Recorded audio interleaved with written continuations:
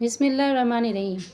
बीवियों की बाज़ ज़ियादतों पर एक मरतबा हुज़ूर अक़दस सल्लल्लाहु अलैहि वसल्लम ने कसम खा ली थी कि 1 महीना तक उनके पास ना जाऊंगा ताकि उनको तंबीह हो, और अलहदा ऊपर एक हुजरा में क़याम फरमाया था। लोगों में ये शोहरत हो गई कि हुजूर ने सबको तलाक दे दी।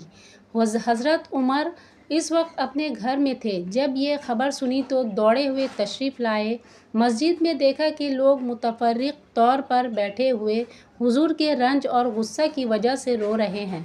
बीबियाँ भी सब अपने अपने घरों में रो रही हैं। अपनी बेटी हज़रत हफ्सा के पास तशरीफ़ ले गए, वो भी मकान में रो रही थीं। फरमाया कि अब क्यों रो रही हो?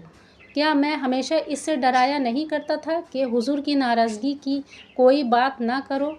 इसके बाद मस्जिद में तशरीफ़ लाए। वहाँ एक जमात मिंबर के पास बैठी रो रही थी।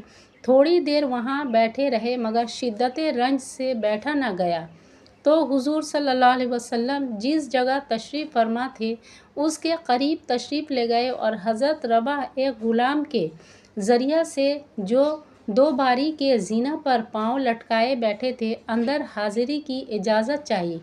उन्होंने हाजिर खिदमत होकर हज़रत उमर के लिए इजाज़त मांगी मगर हुजूर सल्लल्लाहु अलैहि वसल्लम ने सकूत फरमाया, कोई जवाब ना दिया।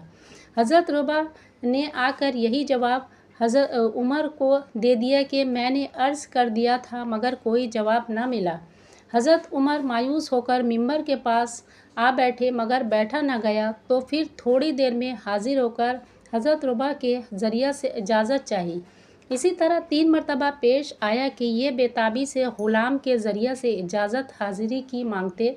उधर से जवाब में सकूत और ख़ामोशी ही होती। तीसरी मरतबा जब लौटने लगे तो हज़रत रुबा ने आवाज़ दी और कहा कि तुम्हें हाज़िरी की इजाज़त हो गई। हज़रत उमर हाजिर खिदमत हुए तो देखा कि हुजूर अक़दस सल्लल्लाहु अलैहि वसल्लम एक बोरिए पर लेटे हुए हैं जिस पर कोई चीज़ बिछी हुई नहीं है। इस वजह से जिस्म अथर पर बोरिए के निशानात भी उभर आए हैं। खूबसूरत बदन पर निशानात साफ नज़र आया ही करते हैं मगर और सिरहाने एक चमड़े का तकिया है जिसमें खजूर की छाल भरी हुई। मैंने सलाम किया और सबसे अव्वल तो ये पूछा कि आपने बीवियों को तलाक दे दी? आपने फरमाया नहीं। इसके बाद मैंने दिल बस्तगी के तौर पर हुजूर सल्लल्लाहु अलैहि वसल्लम से अर्ज़ किया, या रसूलल्लाह, हम कुरैशी लोग औरतों पर गालिब रहते थे मगर जब मदीना आए तो देखा कि अंसार की औरतें मर्दों पर गालिब हैं। उनको देखकर कुरैश की औरतें भी इससे मुतासिर हो गईं। इसके बाद मैंने एक आध बात और की जिससे नबी अकरम सल्लल्लाहु अलैहि वसल्लम के चेहरे अनवर पर तबस्सुम के आसार ज़ाहिर हुए। मैंने देखा कि घर का कुल सामान ये था, 3 चमड़े बग़ैर बागत दिए हुए और एक मुट्ठी जौ एक कोने में पड़े हुए थे। मैंने इधर उधर नज़र दौड़ाकर देखा तो उसके सिवा कुछ न मिला। मैं देखकर रो दिया। हुजूर सल्लल्लाहु अलैहि वसल्लम ने फरमाया कि क्यों रो रहे हो?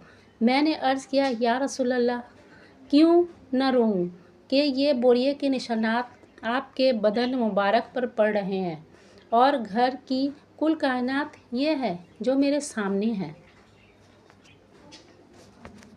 फिर मैंने अर्ज़ किया कि या रसूलल्लाह, दुआ कीजिए कि आपकी उम्मत पर भी वसअत हो। ये वर्म व फारस बेदीन होने के बावजूद कि अल्लाह की इबादत नहीं करते, इन पर ये वसीयत ये कैसर और कुसरा तो बागों और नहरों के दरमियान हो और आप अल्लाह के रसूल और उसके ख़ास बंदा होकर यह हालत नबी अकरम सल्लल्लाहु अलैहि वसल्लम तकिया लगाए हुए लेटे थे। हज़रत उमर की ये बात सुनकर बैठ गए और फरमाया कि उमर, क्या अब तक इस बात के अंदर शक में पड़े हुए हो? सुनो, आखिरत की वसअत दुनिया की वसअत से बहुत बेहतर है।